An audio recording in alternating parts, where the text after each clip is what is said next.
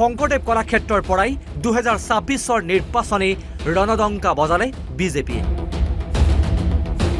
দুদিনীয়াকৈ অনুষ্ঠিত হোৱা ৰাজ্যিক কাৰ্যনিৰ্বাহক মঞ্চৰ পৰা মুখ্যমন্ত্ৰী ডক্টৰ হিমন্ত বিশ্ব শৰ্মাৰ গৰ্জন।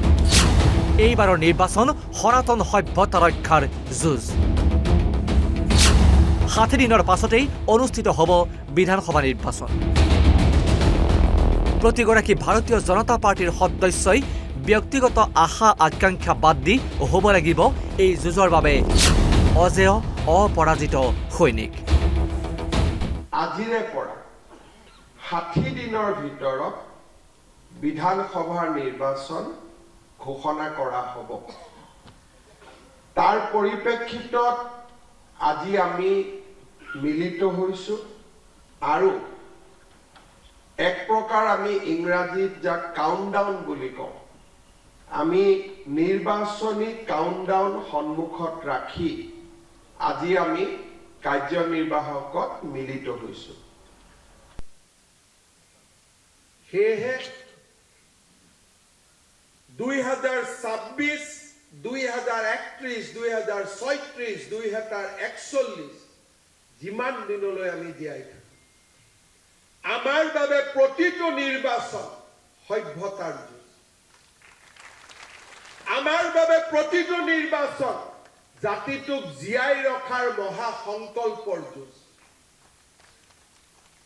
আৰু ভাৰতীয় জনতা পাৰ্টিৰ সদস্যসকলে ব্যক্তিগত আশা আকাংক্ষাৰ পৰা ঊৰ্ধত গৈ এই যুঁজৰ একোজন অজেয় অপৰাজিত সৈনিক হ'ব লাগিব। আপোনালোকক বাদ দি জাতিটোৰ সন্মুখত এতিয়া বিকল্প নাই। দেশ আৰু জাতিটোক বচাবৰ বাবে 2026 নিৰ্বাচনেই হ'ব স্বদেশ আৰু স্বজাতিৰ যুঁজ। অসমত নৱপ্ৰজন্মৰ বাবে হ'ব লাগিব সুৰক্ষিত। মুখ্যমন্ত্ৰী ডক্টৰ হিমন্ত বিশ্ব শৰ্মাই আগন্তুক নিৰ্বাচনৰ বাবে প্ৰতিগৰাকী অসমীয়ালৈ আহ্বান।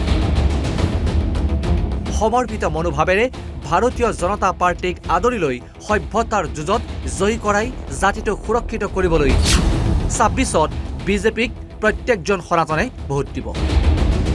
আমাৰ সন্মুখত এখন বিশাল এজেণ্ডা আছে। আমি অসমখনত আমাৰ নৱপ্ৰজন্মৰ বাবে আমি সুৰক্ষিত কৰিব লাগিব। ভাৰতীয় জনতা পাৰ্টিয়ে নিৰ্বাচনত আমি জাতিটোক ৰক্ষা কৰিবলৈ সভ্যতাৰ যুঁজত যুঁজিবলৈ অৱতীৰ্ণ হ'ব লাগিব। এই নিৰ্বাচন আকৌ এবাৰ জাতিটোৰ বাবে সমৰ্পণ কৰাৰ নিৰ্বাচন, এঘৰী যুঁজাৰ নিৰ্বাচন। অসমীয়া ভাৰতীয় সত্তাক, সনাতন সত্তাক জীয়াই ৰখাৰ এই নিৰ্বাচন। আৰু এই যুঁজৰ একোজন সৈনিক হিচাপে 26 চনলৈ সাজু হওক। নিৰ্বাচনত আমি জিকিম। প্ৰত্যেকজন সনাতনে আমাক ভোট দিব, তাক মোৰ কোনো সন্দেহ নাই। মুঠতে 2026 চনৰ নিৰ্বাচনৰ তৃতীয়বাৰৰ বাবে অসমৰ শাসনভাৰ আজৰি আনিবলৈ সাজু হৈছে গেৰুৱা বাহিনী। ভিডিঅ' জাৰ্নেলিষ্ট সঞ্জীৱৰ সহযোগত দীপাংকৰ মেধি ৰিপৰ্ট, অসম লাইভ 24।